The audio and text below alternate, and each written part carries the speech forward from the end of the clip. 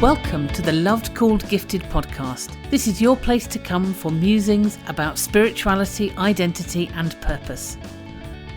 I'm your host, Catherine Cowell.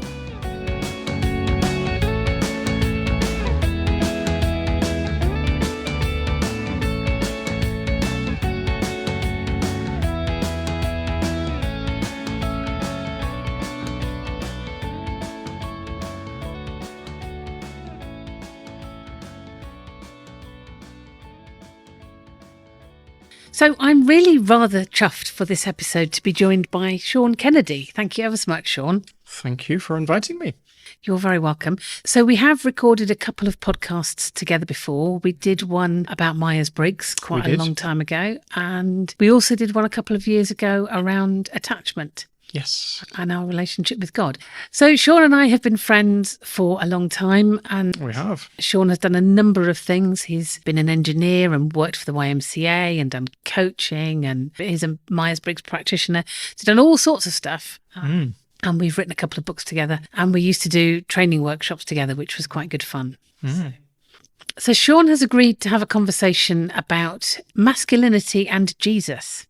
So the last podcast that I did was around Jesus and women, and it felt to me like it would be good to do the other side of that, really. And I thought I needed a bloke. So thank you for being the bloke. I'm not particularly a blokey bloke, but... Well, any port in a storm.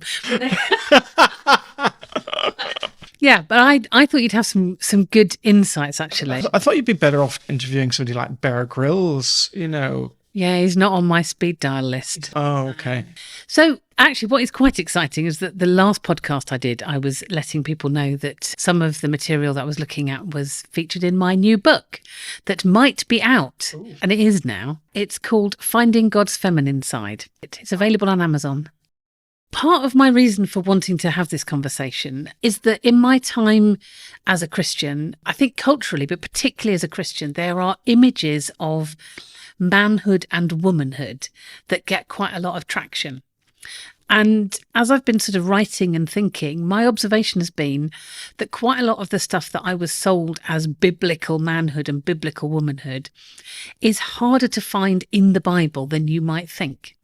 And my observation is that not a lot of the thinking and the talking and the teaching around this stuff actually starts with Jesus.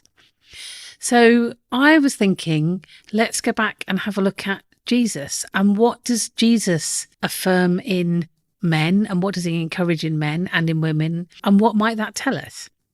But going back to those kind of messages that we get around masculinity from church and from culture, I wonder what kind of messages you found yourself picking up growing up. Oh, wow. I grew up in Northern Ireland, which is a very religious place. So I was getting quite a lot of religious and cultural and indeed family messages. And I'm not the blokiest of blokes, but what people required of me, what society, family and school required of me, I couldn't be. Yeah, so church, school, they wanted me to be a leader and a controller, wanted me to be firm and authoritative, to have all the answers. And then the church wants me to be a husband and a father to a quiver full of children, a disciplinarian to both my wife and my children, which is a bit bothersome really because I have a wife but no children. You can only be a disciplinarian to your wife. Yeah. I know your wife. I don't think that would work. No, it doesn't. it doesn't. To be head of the household and the provider, and to be brave and adventurous and challenging and tough. And then I think our society in the West, certainly in Northern Ireland, where I come from, you know, my family, they wanted me to be a business entrepreneur. School wanted me to be sporty, a rugby player, football player. I was taught to hit back harder than I was hit, something I wasn't able to do. I was taught never to apologize because that's a sign of weakness, never to admit I'm wrong. And honestly, it's all rubbish. And it doesn't look like the character of Jesus that I see in the Bible. No, it doesn't. It's a bit Old Testament, actually, what I was brought up with. Yeah, it's certainly very kind of cultural, isn't it? And in my experience, Sean, you haven't been aspiring to go out and play rugby or any of those things. So I'm wondering what has helped you to find your own self and to resist some of that. I think that was very hard growing up. So I think there's quite a lot going on. I think it's a bit of a complicated story. I think sport-wise, I'm mildly dyspraxic, so I struggle with hand-eye coordination. So a little bit clumsy with fast, fluid movements. So I think that put a hold on sport and music, playing instruments. So that it didn't work. And I got a lot of slurs because I'm quite a good listener. I wasn't that tough guy. And yeah, I got called all sorts of names and various homophobic things like that. But I did engineering at university, and it's something I greatly enjoyed. I was actually really good at it. I thrived in that. But moving into industry, it was a very male-dominated environment. There were no women, and something was missing. Something was deeply missing. It was all very logical. It lacked compassion. It was all about production and making money at any cost. And I just did not like that environment at all. I missed relationships. Yeah. It's when I did Myers-Briggs for the first time. I think that was a bit of a breakthrough. I was on a course and we did that. And I discovered actually that I have a fairly empathic type personality. And that was a real revelation. And I found that very, very healing. And ultimately became a psychometric profiler, used a number of different tools. And again, all of that sort of affirmed me that I'm male, but actually I have these highly empathic, typically female type personality. Yeah. And that's okay.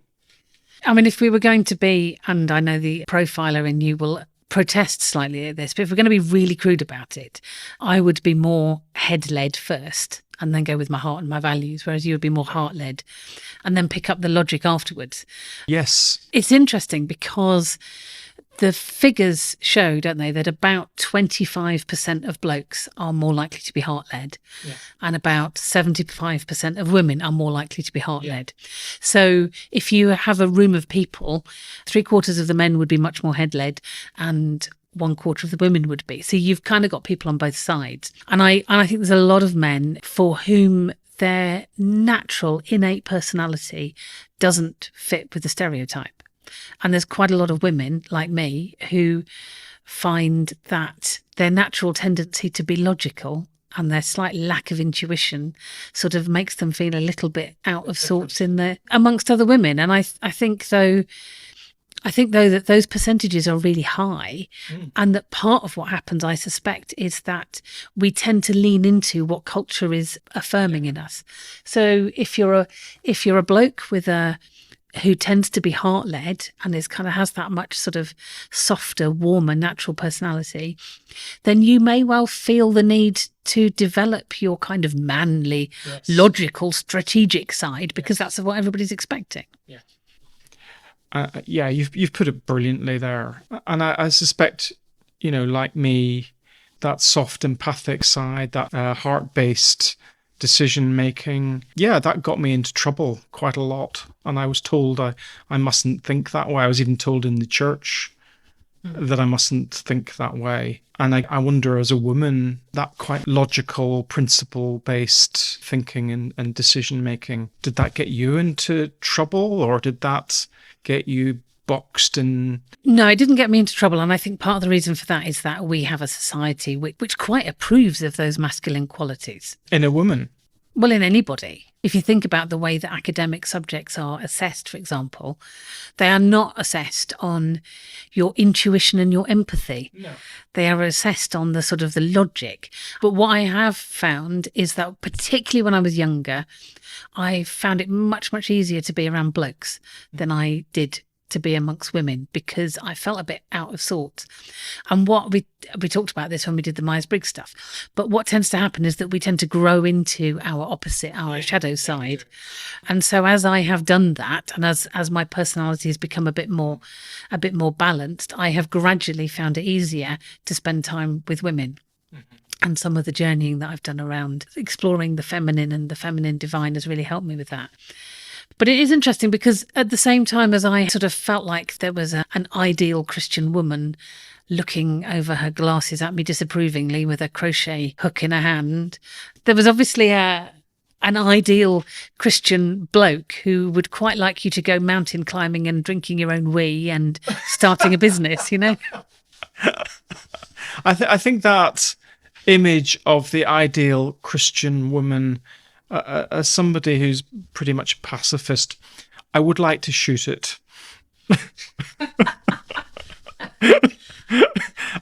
And I really want to shoot the image of the ideal male as well, in love. Yes. Should we have a look at how Jesus affirms men and what he encourages and what he discourages? The first thing that I would notice is that I think there's something going on for Jesus around power. He is very much empowering the disempowered. And I think this is what gives us a difference in the way that he approaches men and women. So whereas he is very often creating space for women to have their voices, he is quite often trying to persuade men that they don't need to be flashing their power around. Yeah. You know, there are those famous passages where James and John kind of come to him to say, we would like to be in the top spot. The throne beside God, yeah. Yes, we would like to be on the left and the right of you, which really annoys the other disciples because it's a bit narcissistic. Yeah, but actually, you say that, but then if you think about the ideal image of what the bloke should be doing, if you take that seriously, you know, it's about having confidence, it's about standing up for your own reputation, it's about being assertive about the fact that you think you deserve a promotion, you know, all of those things. I'm going to tell you about my great business. So it's not out of bounds. And you can imagine that there would have been that kind of cultural approval at the time. If you look at the way that the religious authorities behaved and the things that Jesus challenged in them, I think that kind of cultural norm was probably there as well. Jesus is challenging. He challenges the men particularly to kind of get off their throne. He's trying to bring the leaders down and then the unimportant people up. So the arrival of Christ is announced by a large choir of angels to a group of shepherds. Absolute nobodies in the middle of nowhere, tending a bunch of sheep. I mean, that's not good marketing. If you want to announce the birth of Christ, go to the Colosseum in Rome. Yeah, I mean, I think one of the things which is absolutely missing and which I have read a lot of in terms of how to be a good Christian man is that quite often men are encouraged to be leaders in their own home, leaders in their churches, leaders of women. And there is nowhere where Jesus is telling blokes that they need to be in charge and that they need to be good leaders in their home. It just doesn't happen. I mean, he doesn't really talk about marriage very much, but he certainly doesn't say, husbands, you need to lead your wives. It's more Paul. Well, yes, and I think exactly what he was on about there is a question for another day. But there's a really famous bit where he is talking to them about the way that the religious leaders behave. This is in Matthew 23, if you fancy a look. But he's talking about the way that the religious leaders behave, and he is asking his followers to contrast their behaviour with them.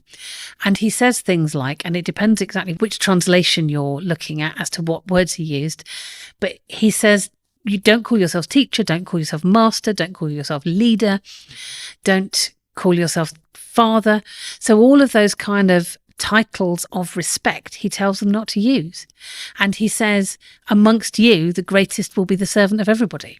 It's an incredibly strongly worded passage. Yeah. It's asking them to be a lot more humble in their approach. Yeah, he basically says, you're all brothers and sisters. Yeah. Which, as I say, is a complete contrast to that kind of blokes must be in charge. So it's more family and friends than the big man at the top telling people what to do. He's just leveled the playing field. Oh, completely, completely. So all of that power play goes out the window, which is not very handy if you want to be a traditional man.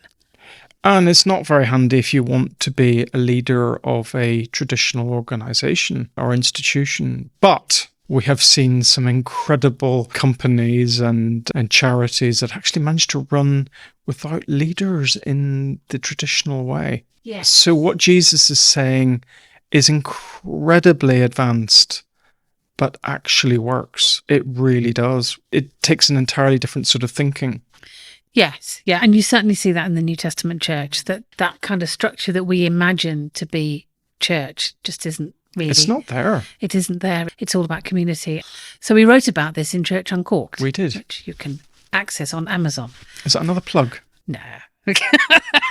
As if. But what you find is that the New Testament writers went out of their way to avoid using the word leader.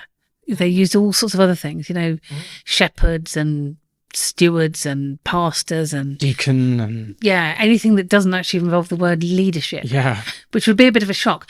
But coming back to the kind of this masculinity thing, it's not something which is prized. And then I was looking at the Sermon on the Mount, and it occurs to me that Jesus systematically takes apart some of the kind of the big ticket masculine items. He just systematically takes them to pieces. So, accumulating wealth is often seen as a really masculine thing to do. But he says that it's the poor who are blessed. Yeah. And there's no point accumulating wealth because it'll rust or get nicked. Yeah. It's about seeking the kingdom first, and what you need will come. Give it away and empower other people. Yes. Yeah. He says that it's the meek that will inherit the earth, not the people who spend quite a lot of time massaging their own reputation. You were talking earlier about the fact that part of what you felt you needed to do as a man was not to admit that you were wrong or change your mind. And yet Jesus's message has repentance at the heart of it. And repentance is basically admitting that you're heading the wrong way. And turning around. Yeah. Yeah, it's absolutely there. Yes. And actually to admit that you're wrong and turn around, say that I got it wrong and apologize, that's actually far harder. Yeah. Yeah, no, it's not easy. It's not easy. And you said that you were expected to hit back harder than you hit. And yet Jesus tells people to turn the other cheek. Yeah, forgive your enemies, turn the other cheek. And if somebody tries to sue you for your shirt, give them your coat as well. Give them your coat as well, yeah. He's not keen on kind of flashing a sex drive around and encouraging it amongst people you're not married to. But that thing about kind of reputation, the whole thing about I'm going to give money and I'm going to be charitable, but I will have my name embossed in it somewhere. Oh, one of those large checks, that are about 3 feet wide. And he says, do your good deeds so quietly that your right hand doesn't know what your left hand is doing. So you can't name the hospital wing after you, Sean. I'm sorry. But the Kennedy wing, or the Kennedy Engineering Centre at the local university. You're not allowed. Can I have my own statue with a pedestal? 100 foot. No, it depends. So, somebody did say to me that God invented pigeons because even the big egos that have their statues on the top of a column get shat upon by pigeons. They do, yeah. Yes. So there's a lot of things that are seen as kind of classic masculine totems that Jesus is not in favour of, which brings me to the question of, so what do we see? What kind of masculinity do we see in Jesus? I've been going through the spiritual exercises of Ignatius of Loyola, and that involves sort of following Jesus through his life. And I'm at Passion Week, and I have always thought, but it really has come home to me, that Jesus's courage is incredible. I mean, just incredible in that week. Absolutely. He knows what he's walking towards, and he is even provoking. He is absolutely walking towards. Yes, absolutely. He is strategically winding everybody up, basically. So he is walking into that, but doing it with huge amounts of dignity and grace. He doesn't stop being kind to people at any point. He doesn't stop loving, and he doesn't lose his wits either. You know, here is a man who is very, very emotionally mature and secure and grounded in order to be able to face all of that stuff and still be able to think clearly. I mean, if you think of some of those debates that he has where he's being asked awkward questions in the last week of his life by the Jewish religious authorities who were trying to catch him out, and he is able to answer them brilliantly. Yeah, he's got his frontal cortex completely Completely online in Yes. the most dangerous of situations, and he's got his compassion completely online. Now, Yeah. the night he's arrested and one of the disciples cuts off the ear of one of the folks arresting him, he heals the chap's ear. I mean, the last thing that people being arrested tend to do is perform a miraculous healing because they're trying to fight the police off. Yeah. But no, he's completely different. Yes. Yeah. Which suggests to me that actually if you are a man wanting to walk after Jesus, then aiming for that level of kind of emotional groundedness is a perfectly reasonable thing to do. And if you need some counselling to get there and some healing, then go for it. That's not a weak thing. Yes, it's immensely strong. Yeah. The flip side of that is tough it out. That level of consciousness and emotional connection, that's the very definition of strength. Yes, absolutely. Absolutely. And Grayson Perry, in his book, The Descent of Man, his suggestion is that a real true masculine characteristic is gentleness. And I think you see a lot of that in Jesus. I think when you look at the abject terror that Jesus was exhibiting in the Garden of Gethsemane, and then you kind of track that back through the week that he's just been through and his knowledge of what is coming, it blows my mind. It does. And I don't think many of us kind of reach that level of togetherness and courage, but even when he's on the cross in the most excruciating agony, his frontal cortex is still online. He's still having conversations. Yeah. And looking after people. Yeah. Making sure that his mum is going to be looked after. Yes. Yeah. Just beautiful. Absolutely beautiful. And yet, quite often, the masculine image that we get is the person who's using their strength not to be sacrificial and to look after others, but to be a warrior. And very often that is about, well, you're going to be hard-nosed, you're going to leave your emotions behind. And Jesus absolutely doesn't. He's completely in touch with his emotions all the way up to the end, which I think is incredible and beautiful. He's a tough guy as well in that he goes out on the road. Yes, he doesn't have anywhere to lay his head, doesn't know necessarily where the next meal is coming from. Yeah. And he often goes up mountains for a bit of quiet and peace. So, you know, he's a very physical guy, and he was a craftsman of some sort as well. So he defies the traditional masculinity. He's a great mixture of both masculinity and femininity. Yeah. And that's okay. Yeah, I think it's really helpful to have our eyes on a role model that is healthy, for want of a better word. You're talking about him going on the road. He's also not afraid of sort of verbal confrontations with people. He's very, very gentle. Yes. With the people and very empathic with the people who have had a really rough time, who need a bit of encouragement and help. But he will verbally thump the powerful. Yes. Yeah, absolutely. Absolutely. And going back to the Bear Grylls thing, I think those 40 days in the wilderness are pretty extreme. Yeah. It's pretty extreme. And that would have been physically uncomfortable, physically dangerous. That's an incredible thing to choose to do right at the beginning of your ministry. There is that adventurous spirit. You know, he's often climbing mountains, walking across water. And we see that from the sort of miraculous perspective. But I wonder if there is an element of fun in that and an element of adventure. It is stormy, and so I will walk across this water. I think, one of the things I think is lost completely in translation is sense of humour. And I bet he was a bit of a stand-up comedian. Yeah. And actually, humour is really, really important in giving a message because it kind of relaxes us and gets our defences down. So I reckon he's an amazing comedian, an orator, and probably people were laughing all the time around him. Yeah. And great with kids as well. Yes, absolutely. Absolutely. Yeah.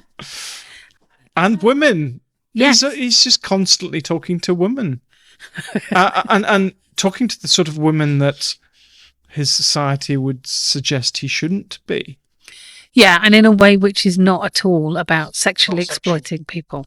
No, it's sensual, definitely, emotional, definitely, but not sexual. And creating those safe spaces, and I talked about that in the last episode. But yeah, so we have a very confident, grounded guy who is not following any of the kind of tropes of traditional masculinity, all those things you read out at the beginning. He's bust every stereotype. He has.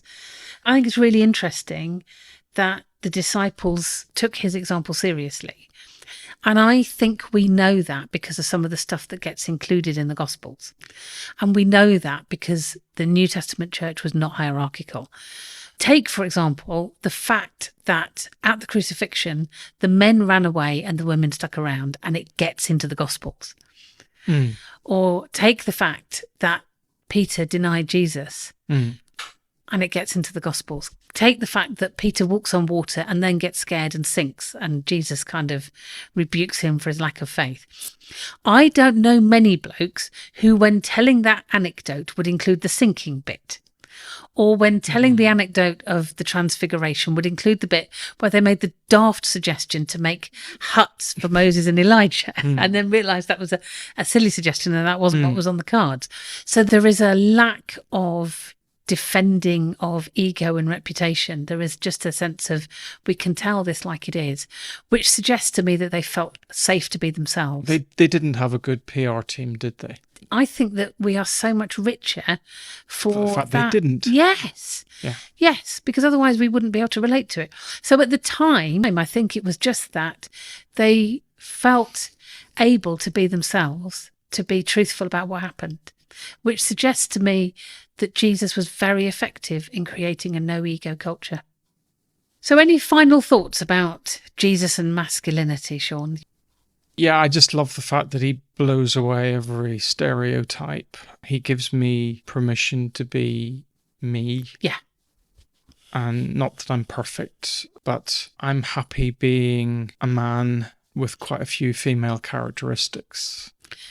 Yeah, and I would say there's enough masculine characteristics, sort of traditionally masculine characteristics in the person of Jesus, that if you are more of a blokey bloke who would be happy to spend 40 days in the wilderness and go climbing mountains, and I quite like that. I mean, I can throw myself down a mountain or climb up a mountain. I quite like some adrenaline type sport, which I guess is traditionally male. That's okay. So no, I'm not full of contradictions. I'm a breadth of different characteristics, and that's okay. And that's what I see in Jesus. Yeah, which I think is really healthy and really valuable. So there we are. That was Jesus and masculinity. And if you want Jesus and women, that was last time. Oh, your new book. Do you want to tell us what your new book is called? Yeah, it's called Finding God's Feminine Side. And it looks at some of the feminine metaphors and language around God in the Bible that we quite often miss, and then does a little bit of a sweep around, well, how have we ended up missing them, and what impact could understanding these things have on our spiritual lives? It's really very good. Thank you. So if you like the sound of that, it's available on Amazon. I confess that I have actually read several of your manuscripts. You were very patient. I don't think I was. It was very good. It was healing. It was challenging though as well. I think it's a book definitely for women and for men. Thank you very much. So I think that's enough book plugging. Was that a blatant book plug? Yes, no, I'm very grateful. Never. Thank you for that. That's brilliant. But thank you very, very much for your time and your insights. No problem. Thank you. Thank you for asking me. Oh, you're very welcome. Hope you enjoyed this episode of the Loved Called Gifted podcast. If you'd like to get in touch, you can email lovedcalledgifted@gmail.com. You can find a transcript of this podcast at lovedcalledgifted.com, and that's also the place to go if you're interested in the Loved Called Gifted course, or if you'd like to find out about spiritual direction or coaching. Thank you for listening.